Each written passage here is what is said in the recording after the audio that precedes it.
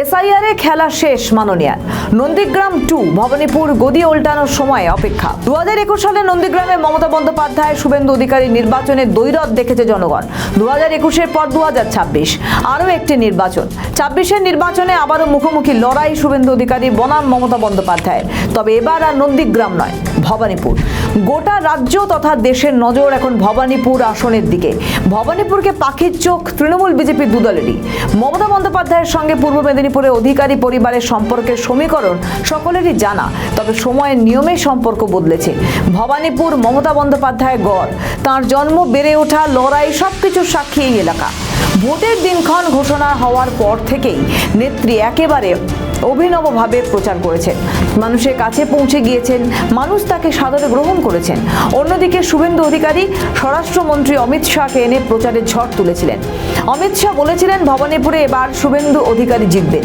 শনিবার ভবানীপুরে সভা না করেই ফিরে যান মমতা বন্দ্যোপাধ্যায়। চক্রবেরিয়ার সভা মঞ্চে উঠেও নেমে গেলেন তৃণমূল নেত্রী। মমতা বন্দ্যোপাধ্যায়ের অভিযোগ, আগে থেকে অনুমতি থাকা সত্ত্বেও তাঁর সভাস্থলের কাছে বিজেপির সভা মাইক বাজানো হচ্ছে।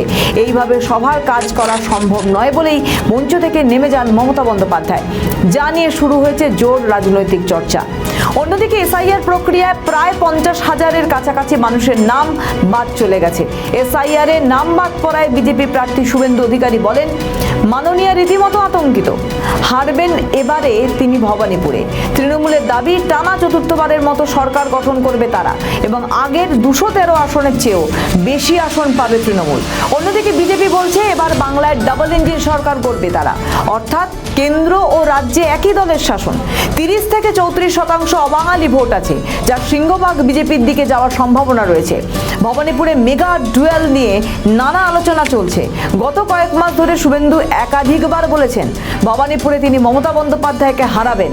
আবার কিছুদিন আগে এসআইআর প্রক্রিয়ায় ভবানীপুরে প্রায় 48,000 নাম বাদ পড়ার পর মমতা বলেছিলেন, যতই নাম বাদ দেওয়া হোক, একটা ভোট হলেও তিনিই জিতবেন। পাল্টা তিনি আরও বলেন যে 365 দিন ভবানীপুরের সঙ্গে থাকেন মমতা বন্দ্যোপাধ্যায়।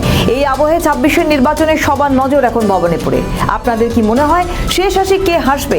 জানান কমেন্টের মাধ্যমে। আমাদের ভিডিও ভালো লাগলে লাইক ও শেয়ার করুন, কমেন্ট সেকশনে আপনাদের মতামত জানান। আরও ভিডিও পেতে আমাদের চ্যানেলটিকে সাবস্ক্রাইব করুন এবং প্রতি মুহূর্তে খবরের আপডেট পেতে প্রেস করুন বেল আইকন।